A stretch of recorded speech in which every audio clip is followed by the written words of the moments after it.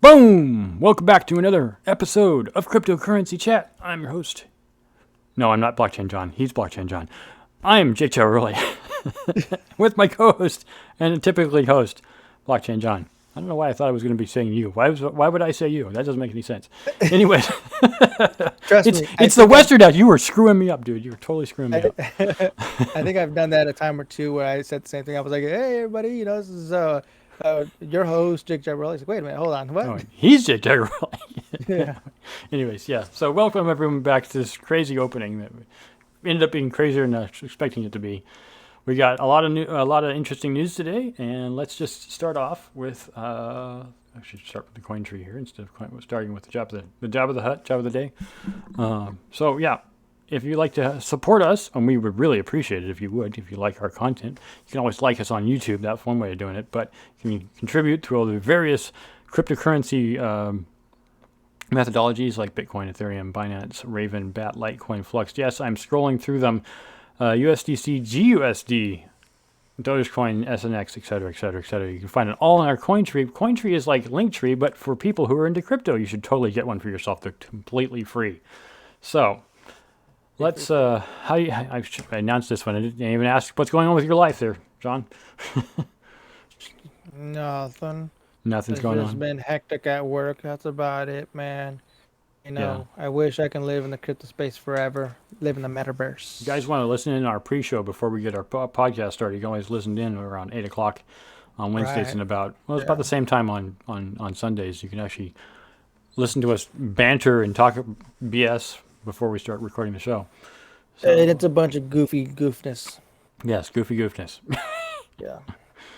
Alrighty, so we always try to do it with the job of the day. You can all find if you check out Cryptocurrency Chat's Discord channel. That's where we get all the stuff. We have a section called Crypto Careers, which posts like 12 to 15 careers daily from Crypto Careers on Twitter.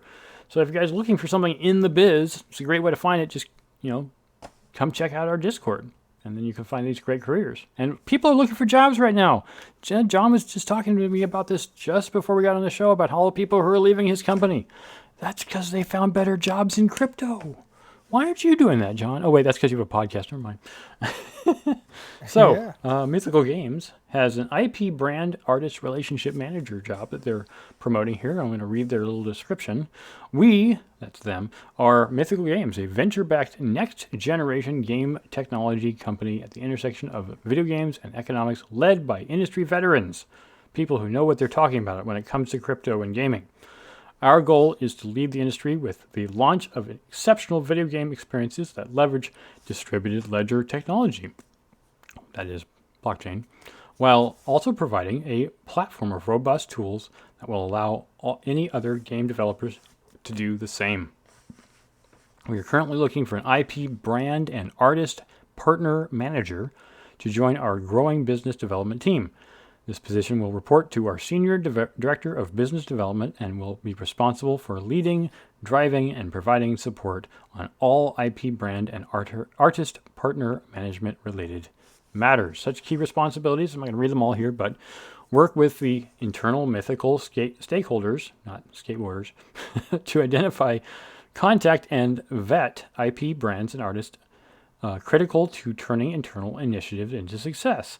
Foster partner relationships in order to secure partner resources, fight for improved business terms, and make mythical requirements, that's the company, marketing, support, etc., a priority. And then lastly, drive multiple initiatives simultaneously because you're a good worker. And there's certain requirements, basically 3+ years of product management and knowledge of gaming industry. And some nice to haves would be what IPs, brands, and artists are. So, if you're looking for an IP brand artist relationship manager position or something like that with a company that's crypto and gaming, check out Mythical Games on our Discord channel. Also, John, you want to tell them what the quote of the day is? The quote of the day, absolutely. So once again, you guys can head over to Discord and check out the quote of the day. We do have it over at the C3 Media General. The today's quote of the day for episode number 412 is: there have been times throughout American history where what is right is not the same as what is legal. Sometimes to do the right thing, you have to break the law. Said by It's Edward Snowden. quintessential to Edward Snowden because what is he in trouble for? Doing the right thing. Yeah. So the reason we picked this out, we're talking about this off air, is or behind the scenes, should I say, is there's actual nations around the globe that actually do ban crypto, particularly Bitcoin. And one of them was actually, I forgot which one was. Do you remember? It was like Egypt, Nigeria. Oh, Algeria. Qatar was one. Tunisia was another one. Yeah, So there's 11 let's different see. countries that have completely banned crypto. There it is. Algeria, Bangladesh, China, Egypt, Iraq, Morocco, Nepal, Qatar, and Tunisia. Hmm. That's 9 countries as of right now, and that's always flipping back and forth. This was last documented in January 21st, 2022, and that can change on the monthly. No joke, man. Yeah. Yep. Yeah. So, well, now that you've checked out our Discord, we've checked out the coin tree, and we've checked out the job of the day, let's move on to the news.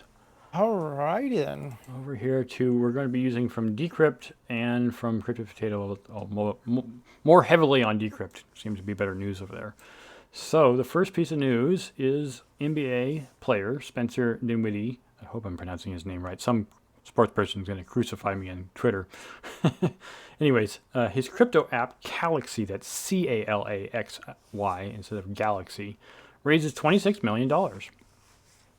Spencer Dinwiddie's Calaxy, a social token platform built on Hedera Hashgraph, which you guys can find out more information about on our Discord, has closed a $26 million funding round and appointed a new CEO.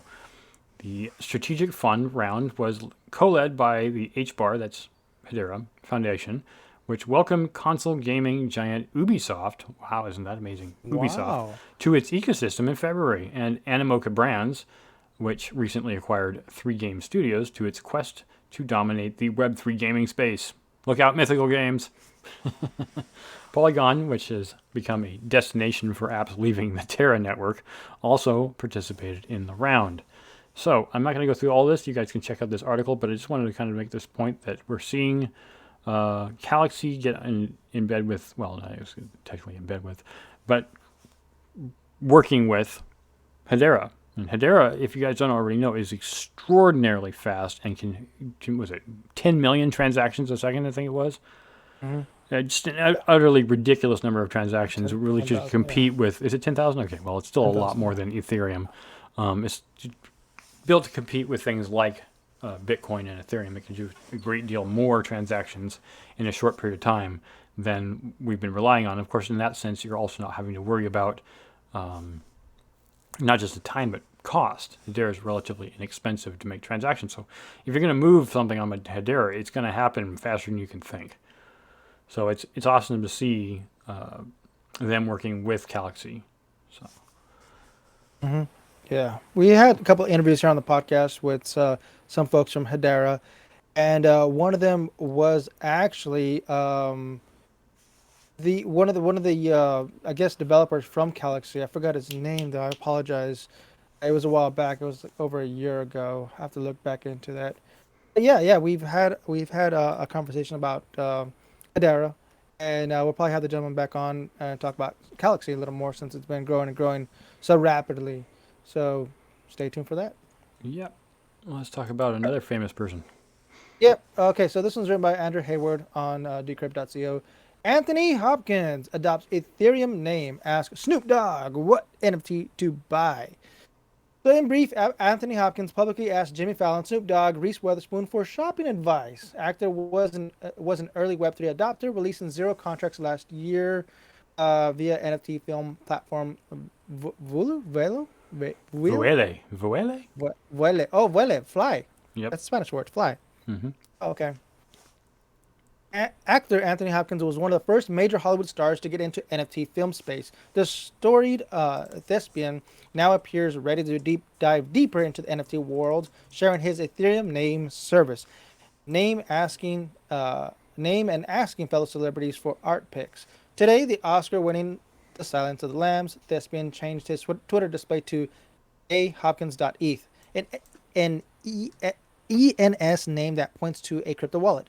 It's a common move for people in the NFT and crypto world, adopted by other public figures who are in the space, like comedian and TV host Jimmy Fallon. Yep. Okay, so he's in it, dude. He's been in it since the beginning. Anthony Hopkins is not a stranger to crypto. He's just taking the next step into crypto, which is nice, man. It's nice to see an OG like this just bringing more awareness about crypto. Yeah, We not being also afraid have of it. It's great to see a yeah guy who's what in his 80s now. yeah It's just completely on board with this new thing. Now, somebody must have explained it to him, either that or he's already into the idea in the first place. But it's rare. It's really, honestly, rare to see people who are really on board with a concept, who are, I don't know, up there in years. You'd think the older you get, the wiser you get, right? Mhm. Yeah. So here's something at the bottom. Hopkins' first project, Zero Contract, was released last year via Vuele, a platform that releases film projects in the form of NFTs.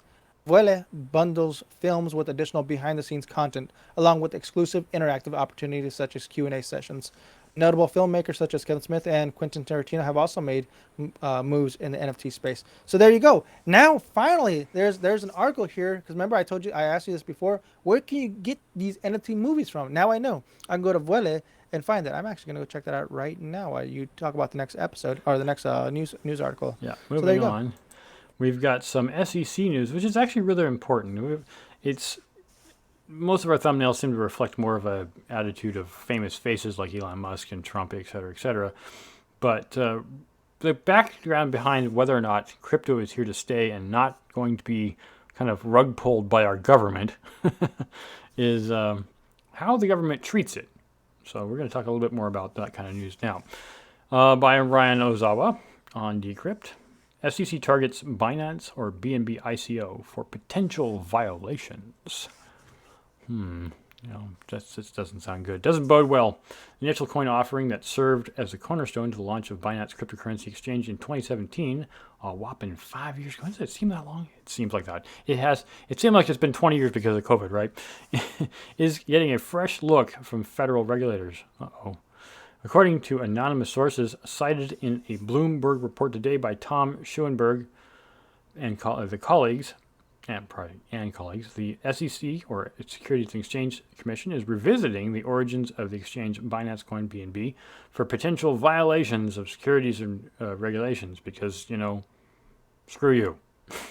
Binance Coin, since the launch in 2017, Binance has become far and away the largest cryptocurrency exchange on the market by trading volume, and of course, CZ has no qualms about touting that fact. News of the federal regulatory probe comes just as Reuters released the results of an unrelated investigation. In the news service claims that at least $2.35 billion in illicit funds have been laundered through Binance between 2017 and 2021. I can neither confirm nor deny. It's entirely possible, but maybe it didn't happen. Who knows? It's unclear, although, interestingly enough, Binance isn't just in the U.S., it's all over the place, so who's to say it was only laundered through with the U.S.? What prompted the latest look back by the SEC, but BNB is currently the fifth largest currency because, Terra died, according to CoinMarketCap, logging a total market cap of nearly $50 billion, 24-hour trading volume, $1.4 billion as of this writing. At the heart of the case, the SEC's regulatory authority over investment contracts and whether digital currencies qualifies as such, particularly if they are sold to investors as a way to fund a company with the promise of profiting from the company's efforts. BNB was created in July of 2017 as an ERC20 token on the back of Ethereum, before shifting to an entirely separate Binance chain. The initial coin offering of 100 million tokens, sorry, I'm not going to go into that, at 15 cents per token raised $15 million. Now the native currency of the Binance crypto exchange BNB can be traded directly, used to make purchases and payments, and pay a discounted rate on Binance transaction fees. So it's really... Okay, so here's the thing. Go ahead. Here's the thing. If they get dinged, which they probably will, Yeah. It's just my thing is ding them, fine them, only based off of this $50 million ICO raise. That's it. Leave it at that. They're gonna pay it off. It's not a big deal. They'll move along because they're worth a lot more than that now. Yep. They're not going to shut them down, obviously, because you can't shut them down. What annoys me is that technically, Ethereum is also an ICO. How do I know that? Because I got into the Ethereum ICO. If the SEC is going to be being Ding in bagging on Binance, right? on Binance, then they better get on Ethereum as well. Yep. So I support Binance more than I do Ethereum. So I'm going to be on the Binance side. They did what they can to try to do things the right way. If they're going to ding them, okay, ding them based off the 50 Yeah. million. Don't They'll don't pay the just yeah fine don't and just get it ding over and one done with. because suddenly it's like it almost feels like this is a spiteful action by someone. Someone's like, hey, did you guys check out that over there? And it's like, no, we didn't. Vitalik Oh look at that whispering in the $15 million they made. And it's like, wouldn't be surprised if Vitalik and Gary were in bed together, yep. whispering good nothings to each other, like Binance. Yeah, check out those guys over there, but don't look over here what we're doing. It's like, Yeah, dudes. I think Vitalik's just he's still a little insulted that he's no longer in the billionaires club. Slap yourself. Uh, just don't go to proof of stake, and you can. I can't convince the man. Whatever. He's too lost. I'm sorry. Let's move on to the next All right. SEC Next article. one. This one's from CRYPTOPOTATO, written by Andrew Thorvalis. SEC chairman believes Bitcoin and Ethereum are commodities, according to Senator. Senator Kristen Gillibrand, co-author of the landmark crypto regulation bill, revealed yesterday claims that both the SEC and CFTC chairmen agree on Bitcoin and Ether's status as commodities. However, both she and Senator Cynthia Lummis also agree that most other cryptocurrencies are securities. Senator Gillibrand and Loomis discussed their bill with Washington Post Live on Thursday. They broke down their criteria for defining a digital asset as a commodity security or the newly introduced ancillary asset. What? What is that? As Loomis explained, ancillary assets could include non-fungible tokens or digital assets that are not either stores of value or means of payments. Exactly. Security, there it is. Securities, on the other hand, would be defined using criteria established by the Howey test in the 1930s. With further specifications, tokens considered securities could include those that confer voting rights, dividend payments, or profit/revenue shares on their holders, among other things. Gillibrand said that their bill would empower both the SEC and CFTC to govern the crypto market, while the SEC would likely be responsible for overseeing most cryptos. The lion's share of the crypto market would fall under the CFTC, including Bitcoin and Ethereum.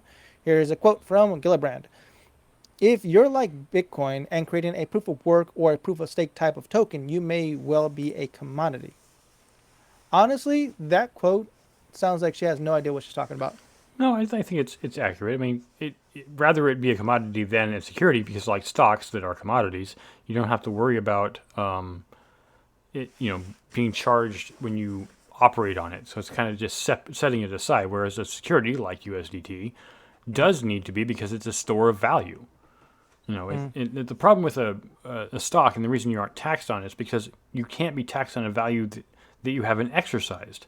Right now, the biggest difference herein is that a thing that you can use to actually do something with it. So, like with Bitcoin, you could technically make Bitcoin do something other than just be a currency. Ethereum clearly can make it do other things than just be a currency, but it's more of a factor of when it's in their value, it's not stable, right? The US dollar is considered to be stable. Well, so are stable coins. So at that point, you can actually store money and use it to buy things with. But with Bitcoin, and I'm not saying you can't buy stuff with Bitcoin, you can certainly trade stocks for value. But once you do, you're exercising it as a valued thing. Before that, you don't really know if it has value. So it's like with the example of Elon Musk saying he was going to trade a certain portion of his Tesla stock in exchange against other people's purchase so he could buy Twitter. And you're saying that, it's kind of saying it has value and at the same time it's saying it doesn't. But because we don't really know what the value is until you exercise it, it technically has no value. So how do you get taxed on something that has no value? So let me continue with these last couple paragraphs here at the bottom. Meanwhile, the three senators that are known to own Bitcoin personally, Pat Toomey, Cynthia Lummis, and Ted Cruz, are all Republicans. The same pattern has emerged with the SEC itself. Democrats, members like Chairman Gary Gensler, have frequently leaned towards more cautious market protection, while the Republican crypto mom Hester Pierce wishes to approve a Bitcoin spot ETF. As a Democrat, Kristen Gillibrand argues that the progressives can find more to love in crypto by recognizing their abilities to democratize financial access. She also claims cryptocurrencies can support immigrant communities by allowing for instant and cheap remittance payments. Yeah, So, yeah. leave it at that. All right, moving on to more political news, but something that I think is very important. This is all from Decrypt on Jeff John Roberts wrote this article. Senate bill would end the Security and Exchange Commission's oversight of most crypto. Create a $200, not $200 million, $200 tax exemption. So it's like if you're not hardly trading anything, it doesn't mean anything. It's like if you in the U.S., if you don't make more than $10,000, you don't pay taxes. Security and Exchange Commission would lose its authority to regulate a broad swath of the crypto market, including the 200 most valuable cryptocurrencies, under a bipartisan bill. That's bipartisan. Both sides support it. Unveiled on Tuesday by Senator Cynthia Lummis, who we just spoke about, and Kristen Gillibrand. Now, one is a Republican, one's a Democrat. The proposed bill, titled the Responsible Financial Innovation Act, is the most comprehensive piece of crypto legislation proposed to date and introduces a raft, that is, large section, of other significant measures, including a provision that eliminates the obligation to report crypto gains of less than $200 to the IRS. I think that's good because it's practically meaningless. I was about to ask you that. Would you approve or reject this bill? I would definitely approve it, but I would actually like them to increase it from 200 to 1,000. But yeah, 200, 2,000. It's like 20,000. It's like right now, most police officers will not consider, will not even help you recover a value of less than $1,000 because it's not considered grand theft. So if you lose $500 or $800, you've lost it forever. You should have protected it better because they ain't gonna help you. So I think the same thing goes with the government. And it just has to do mostly with inflation and the fact that the value of the dollar has gone down so much. The bill stands almost no chance of passing in the current Congress. But it is expected to gain momentum, and of course Bruce Fenton will probably be voting for it if he ever gets a Senate seat. In 2023, following the November midterm elections, to frame the contours of future crypto policy. So it's a start. It's just what the whole point of doing this is. We need to get some people's eyes on it. Talking about it. Yep. Thinking and talking about it, exactly. Proposed language to end the SEC's jurisdiction over much of the crypto industry is one of the most significant provisions in the bill and comes after years of complaints about the lack of clarity as to whether a digital token like Ethereum is a security, a designation that would require the token to be registered with the SEC. In place of the SEC, the bill proposed to grant authority over many tokens to another agency, that's the CFTC, or Commodities Future Trading Commission, which oversees commodity trading. A summary of the bill, circulated by the senators, Lummis and Gillibrand, explains that it grants the CFTC exclusive spot market jurisdiction over all fungible digital assets which are not securities, including ancillary assets. And, of course, the definition we read in the previous article about what ancillary assets are. Anyways, I'm not going to go over the entire article here, which is quite lengthy. But this is something, it kind of like, I don't want to say this, but sometimes people do an act or take an action just to get recognition, just to get their name out there. So people are like, oh, yeah, you're that one guy or that one girl who did that thing. And then they'll remember you next time when you bring it up again because you've already talked about it once. So this is this is Crypto Mom we're talking about, Cynthia Lummis. Yeah, right. So yeah, it's a start, and it needs to be started because crypto is not going away. Even if they are in the middle of crypto winter right now, it's still not going away. The one thing if we know anything about crypto, it's that what does it do? The value goes up and down and up and down and up and down. There's going to be a lot of people kind of debating this issue. It's one of those things that the debate is going to be that why are you putting laws and regulations and supporting laws and regulations on crypto? There should be no such thing. Government should not be involved. The reality is it's going to happen whether we like it or not. Now we just got to decide which side we're going to vote on. Are we going to approve it or reject these votes? Yeah. And we got to start putting some thought into this and start sending out letters to these senators. I liked what was done in 2018, and I liked if they just kept it that way. I think it would have been fine. I think stablecoins. If people are going to make stablecoins, they need to be regulated. In my opinion, that's just my opinion about it. But because we've already seen what happens when you don't back your stablecoin. – And if Bruce Fenton becomes senator, support him as well. They're pro crypto. All right, so the last article here, if we get out of here in half an hour like we're hoping to, involves Okay, last. Litecoin. Yep. So this one's written by Andrei Bengatsky. Yep. Crypto exchange delist Litecoin over privacy feature concerns. Now, here's a good one. Now, if you guys don't recall, we're going to refresh your mind. Not too long ago, Litecoin has fully activated Mimblewimble on their Layer 1 protocol. So let's go ahead and see what's going on here. Litecoin will be delisted on Bithumb and Upbit, two South Korean crypto exchanges, over modifications made to the coin that enables greater privacy when conducting transactions. In their notice regarding Litecoin, Bithumb and Upbit stated they were shutting down market support for the 20th largest cryptocurrency by market capitalization because its newly activated Mimblewimble extension blocks network upgrade conflicts with South Korean anti-money laundering regulations. Upbit pointed to an option in trading Litecoin that enables users to not expose transaction information, raising concerns that anonymous transmission technology will likely be added to coin's functionality. Market support for Litecoin using Upbit will be shutting down on June 20th, and users will be given a month after that to withdraw their funds from the exchange by July 20th. Bithumb is taking quicker action in delisting notice. The exchange emphasized its responsibility to protect its users and to construct a transparent digital asset market. It will prevent users from depositing Litecoin on June 8th and give them until July 25th to fully withdraw their Litecoin from the exchange. The U.S. Litecoin is available on most major cryptocurrency exchanges, including Coinbase, FTX US, Binance US. It was also one of the first cryptocurrencies to be made available for purchase through Robinhood back in 2018, but the move by South Korean exchanges could cast the coin's future into doubt. So there you go. So this was expected to happen. It is what it is. But the thing is, we have so much more out of Litecoin. So it's not. I'm not worried about it. Litecoin is a beautiful piece of coin right there, piece of technology. Yeah, I'm great. I'm grateful that they're doing this. I'm hoping to see more coins do it. Obviously, it wouldn't be just something like Monero or Avian or Raptorium who are doing these kinds of protective services for their coins. Yeah. But the one thing I would like to see more of is, well, less of in a sense. I'd like to see less centralized exchanges. I want to see more decentralized exchanges that are completely governed only by the protocols and not by people. Of course, people can host the websites, but the exchanges are not hosted in, yes, you are exposing yourself to potential loss by exchanging with another person who might be nefarious, but the point is, there's no KYC on these things. And that's exactly what this new Mimblewimble thing is doing. It's like, hey, you want to trade money with someone else without having the government see what you're doing? You're free to do that. Or without having anybody see what you're doing. You're free to do that. Now, is it possible that money laundering could be going on in that?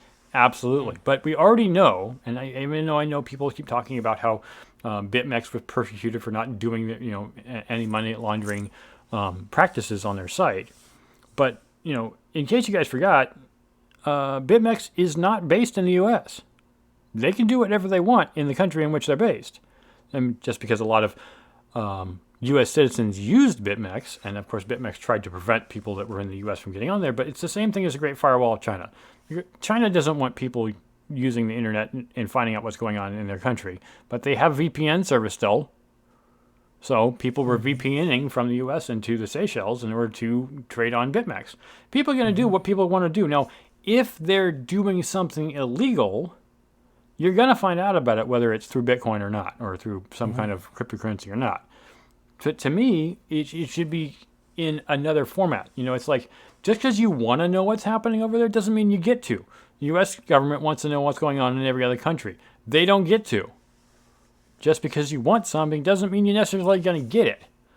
So I just think that the overreach of the U.S. is a little too much in some cases. I'm still not, I swear I'm not a libertarian, but I just don't like the government knowing how much money I have. Where are we at with time? We're good? I got about a minute or half a minute left.